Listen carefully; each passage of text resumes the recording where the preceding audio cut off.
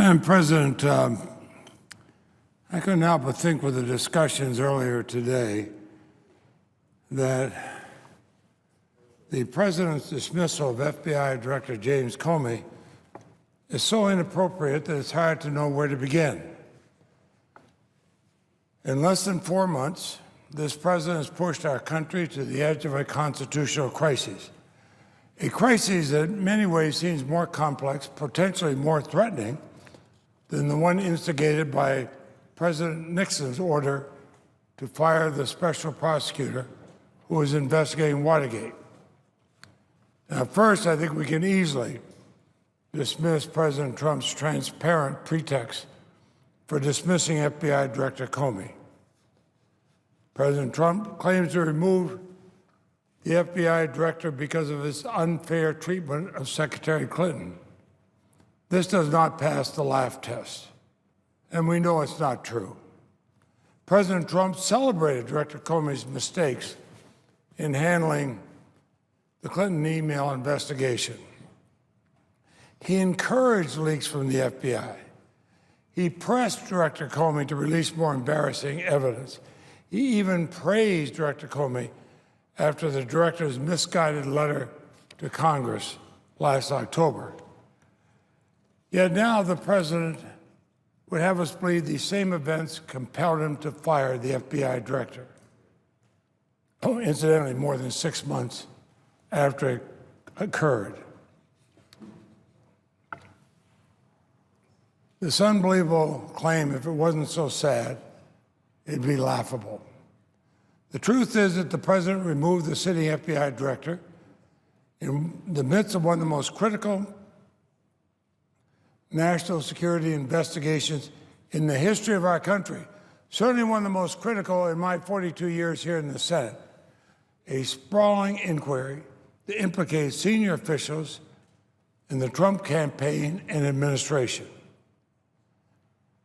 The press is now reporting that President Trump waited firing the FBI director for more than a week after he became outraged at Director Comey's statements and actions in the Russia investigation. There are even reports that his firing may have been precipitated by grand jury subpoenas issued to associates of President Trump's former national security advisor. Now, I have no doubt that we're going to learn more disturbing details as to the President's true motivation.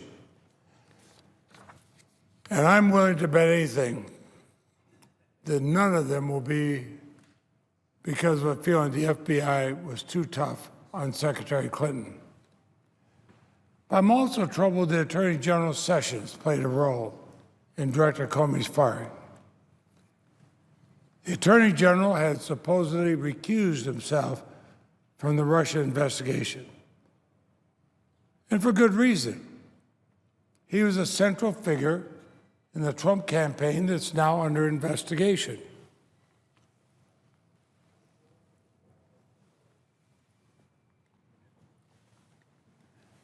And as part of that, he provided false testimony to the Judiciary Committee to hide his own contacts with Russian officials. So, having done that, it is beyond inappropriate for him to then recommend the firing the official that's overseeing the Russia investigation. You know, I'd ask, does anyone really believe that President Trump is interested in getting to the bottom of Russia's interference with our elections? Based on his past performance, does anyone believe the Attorney General is interested in getting to the bottom of Russia's interference with our elections? Does anyone believe that the White House will allow investigators to follow the facts without interference or obstruction at every turn? In fact, a quick review of President Trump's Twitter account, where he does most of his deep thinking, would dispel any such illusions. This is the same White House that interfered with the House Intelligence Committee's investigation. Their interference so strong that the Republican chairman of the House investigation had to recuse himself. This is the same White House reportedly sought access to the highly classified FISA court surveillance order that purportedly authorized surveillance of Trump associates. This is the same White House that demanded the FBI Director and the Department of Justice issue perfunctory statements to clear President Trump's name. Even the president's letter informing FBI Director Comey of his dismissal indicated that the president directly asked the FBI Director whether he was under investigation 3 times. But that should never happen. No president should be asking such a question. It's stunning, but it should also be informative. It is clear that any credible investigation must take place outside the political chain of command. That's why I and others have said for months that a special counsel must be appointed to lead the Russia investigation. A special counsel, unlike an FBI director or deputy director or deputy attorney general, cannot be fired by the president. The American people must have confidence that ours is a government of laws, not of the whim of a president, any president. Frankly, Madam President, our nation's at a precipice. There is a counterintelligence investigation into the campaign and administration of a sitting president. There is evidence that that campaign colluded with a foreign government that is an adversary of ours, to sway our presidential election. And now the president has fired the lead investigator, the FBI Director Comey, under what any fair-minded person would say is absurd and false pretenses. Now,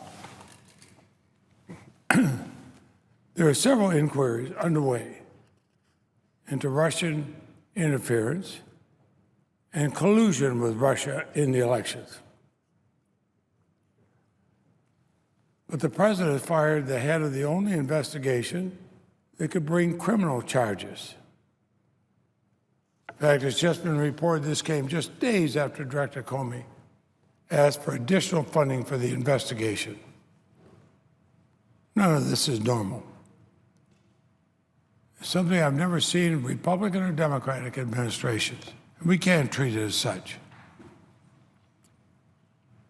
President Putin's goal, as we now know last year, was to undermine our democratic institutions, to corrode Americans' trust and faith in government, and to sway the outcome of the election in favor of Donald Trump.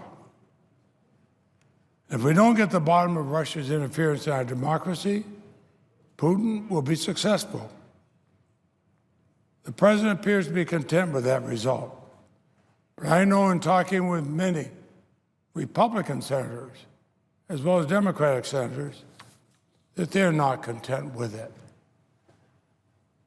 Madam President, we have to understand, in our great democracy, greatest nation on earth, we cannot allow any country to try to interfere in our elections.